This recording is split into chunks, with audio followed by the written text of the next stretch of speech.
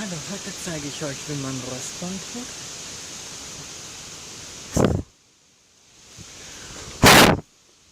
Ah, Scheiße, was ist denn das für ein Dreck? Okay, ich beginne jetzt.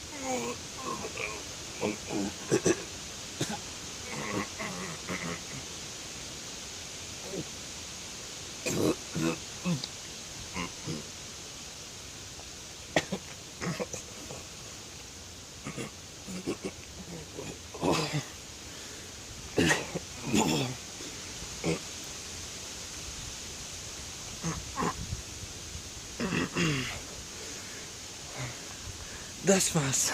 Dann bis zum nächsten Mal.